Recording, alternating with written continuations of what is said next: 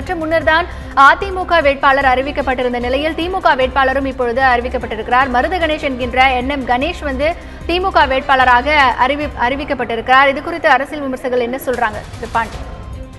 இது ரொம்ப முக்கியமான தருணம். 3 வேட்பாளர்கள் இப்ப 4 வேட்பாளர் உறுதியா இருக்காங்க. தேசிய முற்போக்கு திராவிட கழக வேட்பாளர் தீபா எம்ஜிஆர் அம்மா தீபா பேரவையில் வேட்பாளர், திமுகவுடைய வேட்பாளர், அதிமுகவுடைய வேட்பாளர் 4 வேட்பாளர்கள் இப்ப உறுதி செய்து அறிவிக்கப்பட்டிருக்கிறாங்க.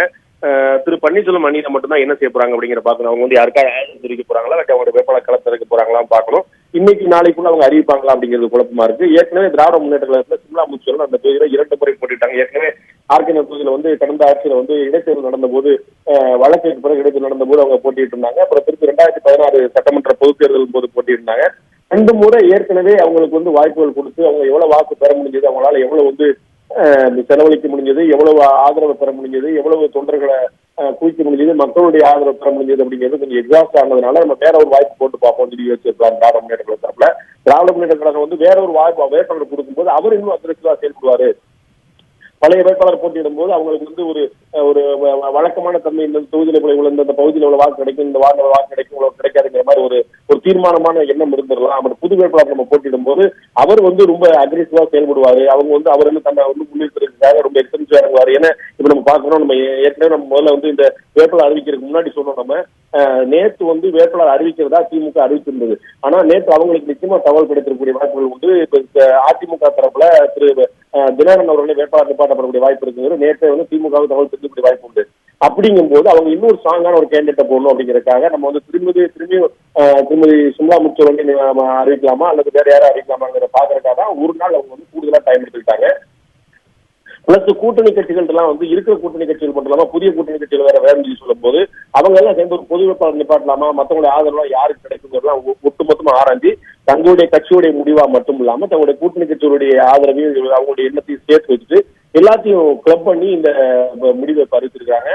திரு NM கணேஷ் அப்படிங்கக்கூடிய மருது கணேஷ் அப்படிங்கிறவர் தான் தற்போது திமுக வேட்பாளர் அறிவிக்கப்பட்டிருக்கிறாரு. அந்த வேட்பாளர் அறிவிப்புங்கிறது அடுத்த கட்டமா வேட்புமனு தாக்கலை நோக்கி செல்லும். 23ஆம் தேதி அவங்க தினகரன் தாக்கல் செய்யப்படுறாரு. இப்ப அடுத்த கட்டமா இவங்க நகரக்கூடிய வாய்ப்புகளையும் பார்க்கிறோம். ஒரு போட்டி கடுமையாக தான் இருக்குங்கிற மாற்றத்துல ஏற்கனவே சொன்னது போல திரு தினகரன் ஒரு ஸ்ட்ராங்கான கேண்டிடேட்டா அதிமுக தொண்டர்களை பொறுத்த அளவுக்கு அவங்க எந்த சாய்ஸுமே கொடுக்காம, அவங்க எந்த ரூமுமே கொடுக்காம முழுக்க ஸ்ட்ராங்கா வேலை பார்க்க வேண்டிய கட்டாயம் என போட்டியில் கட்சியுடைய துணை பொதுச்சாளர் அப்படிங்கிறது.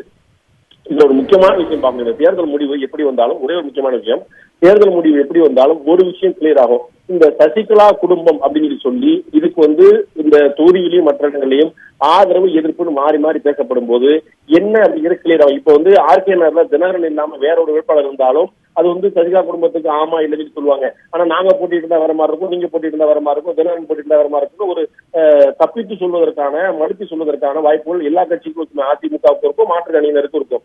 இந்த இடத்துல திரு தினகரன் நேரடியாக போட்டியிடுவதனால் அவர் பெறக்கூடிய வாக்குகள் நிச்சயமாக அந்த கட்சி பற்றிய விமர்சனத்துக்கு, அவர் சசிகலா அவர்களுடைய குடும்பத்தை பற்றிய விமர்சனத்துக்கு ஒரு தெளிவான தீர்ப்பு வழங்கக்கூடியதா இருக்குன்னு நம்ம பார்க்கலாம்.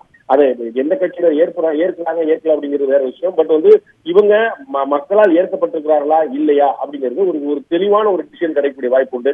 அப்கோர்ஸ் நம்ம ஒரு ரிசர்வ் பண்ணியே தான் வைக்க வேண்டியிருக்கு.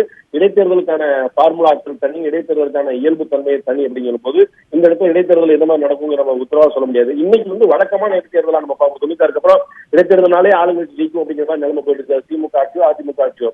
பட் இந்த இடத்துல ஒரு வித்தியாசமான சூழல் சொல்றாங்க. திமுக ரொம்ப கான்பிடண்டா இருக்கிறாங்க. திரு பன்னீர்செல்வம் அணியில டாக்டர் மைத்ரேயன் MP சொன்னதை நம்ம பார்த்தோம். நாங்க தான் 1 லட்சம் ஓட்டு 90,000 ஓட்டு நாங்க தான், அவங்க மத்த ஏதாவது 5,000 10,000 மத்தவங்க யாராவது வாங்கினா அவங்க சொல்றாரு. சோ எல்லாருமே அவங்களுடைய நம்பிக்கை தன்மை அதிகமா இருப்பதை நம்ம பாக்குறோம். இதுல சசிகலா அவங்களுடைய குடும்பத்துக்கு ஏற்பு இருக்கிறதா இல்லையா? ஆர்கே நகர் மறைந்த முதலமைச்சர் ஜெயலலிதாவுடைய சொந்த தொகுதி, 1 முறைக்கு 2 முறை போட்டியிட்ட தொகுதி, போட்டியிட்டு வெற்றி பெற்ற தொகுதி. அந்த இடத்துல அவருடைய சசிகலா அவருடைய குடும்பத்தினருக்கு அவரே நேரடியாக அக்னி பரீட்சையில இறங்கியிருக்கும் போது, அவரே நேரடியாக பலப்பரீட்சையில இறங்கியிருக்கும் போது அவர்களுக்கு ஏற்பு இருக்கிறதா இல்லையா என்பதற்கான தீர்மானிக்கக்கூடிய தேர்தலாகவும் இது இருக்கும்.